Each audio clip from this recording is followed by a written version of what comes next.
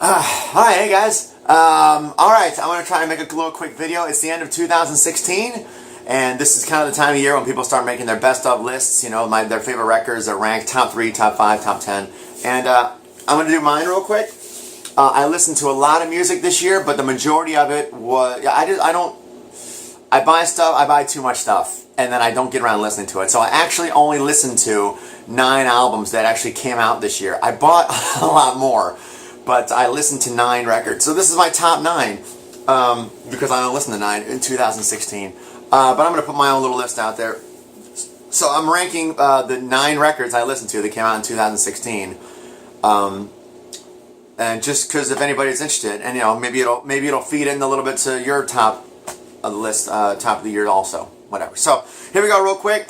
9 records. I'll make this fast because I don't have a lot to say about most of them. So here we go. Number 9. This was a gift from a friend, and I'm sorry I didn't get much out of it. Fallen by Stryper. Bottom of the list. I'm sorry. I liked 2 songs, and that's all I really can say about it. I'm sorry. There you go. Number 8. We're All Someone from Somewhere, or whatever that is. Somebody from Somewhere. The Steven Tyler solo record. This was not very good. I wanted to like it, but I couldn't. I tried to. I listened to it over and over again, but it didn't do much for me. So my number 8 on 2016 records is the Steven Tyler record. Sorry. Number 7. Alright. Number 7 for me. There was a few good songs there that were really good, but overall it was kind of spotty. The Paul Gilbert record, what was it called? I Can Destroy. I love the song. Everybody Use Your Goddamn Turn Signal. It's pretty cool. And I really liked, what was that song? The Love We Had, good song. But again, kind of spotty for me. 4 or 5 great songs. Love Paul Gilbert. I mean, he does a ton of work, but that was number 7 for me. Number 6, and this is where I'm going to upset a lot of you, and I'm really, really sorry. I hope that everyone can forgive me, especially if anybody in the band sees this, because I'm going to feel like a total asshole. But I'm just being honest, because that's all I can do. I like a lot of different kinds of music, and I'm sure I like stuff not everybody likes, so don't be mad at me, anybody, please. It's just my opinion, and who am I? I'm nobody. Number 6 for me was the Defiance. I don't know what to tell you. I don't want to give an album review, really. It was beautifully mixed, beautifully recorded. Everybody performed really, really well. It just wasn't a home run for me like it was for a lot of people. I still liked a lot of it. Underneath the Stars, it was a beautiful song. One of my favorite songs of the year. But for me, this was number 6 in the record. I mean, it's only out of 9 of the albums that I listened to this year. But that was the Defiance for me. Nobody be mad. And then right on the heels of that is my number 5, which was the Ted Poley record. Beyond the Fade, right?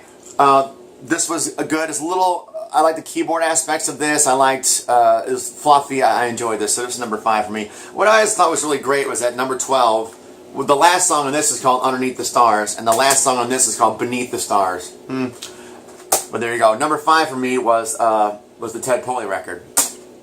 Number 4 for me, my 4th favorite record that came out this year. I was kind of disappointed in, actually, because I really, really love this guy, and I was very excited about it. He said it was going to be like a rock record, but it really wasn't. So number 4 for me was the Sting record, 57 and 9th.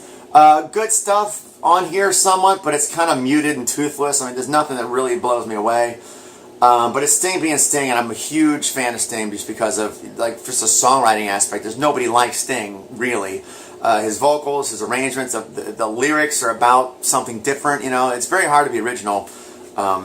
This is very hard to be original. And you hear Sting and you know it's Sting, not just because of his unique voice, but just the songwriting, the chord changes, the melodies, the voicings of the chords. But still, it fell a little flat for me. I'm really hard to impress, by the way, which is kind of a thing, so sorry. But yeah, number 4 for me was the Sting record. So there you go. But I can't find your number 3 for me, I really enjoyed this record.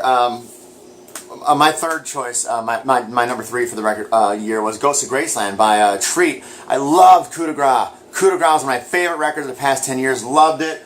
Would have been hard to top. They didn't quite top it, but because there's a couple songs in there I didn't like, but only like 2 or 3. Like, I love this record. Very solid. Loved the harmonies and the hooks, and it was very, Very, very solid for me. This was probably my favorite melodic rock record. Well, maybe no. Well, I don't know. You'll find out. But yeah, number 3 for me in 2016 was Ghosts of Graceland by Treat. All right, number 2. This is going to be maybe not what you'd expect from me, but I really enjoyed this very, very much. Very hooky.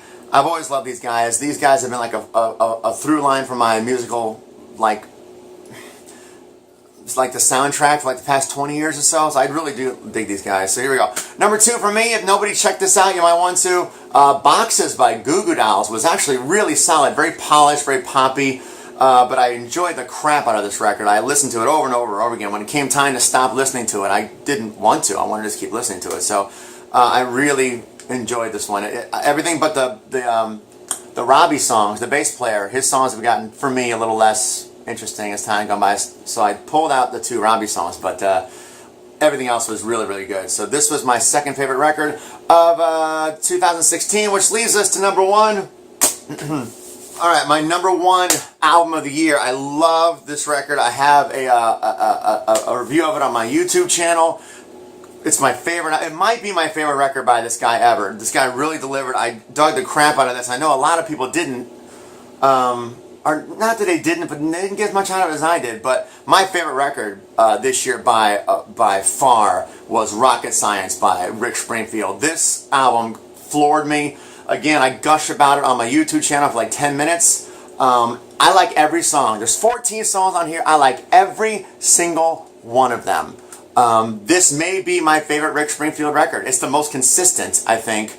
I guess I'll have a soft spot for the classic stuff, but he is like the last person of my solo artists that I admire who has not become toothless. Like, I still love Sting and Richard Marx and Bryan Adams. I'm glad they're still making records, but they're kind of getting mellower, you know, and they're not, the bite is missing. But I tell you what, this is really, really excellent. This is my favorite record of 2016. Number 1 for me, Rick Springfield's Rocket Science. It's been a little while since this came out, so that was kind of my point of this video, is just kind of remind people of stuff that came out earlier this year that might not be in the forefront of your mind now that it's the end of the year and you think about the music of the year. So when you're making your lists, definitely keep this in mind. This was my favorite record of this year by far.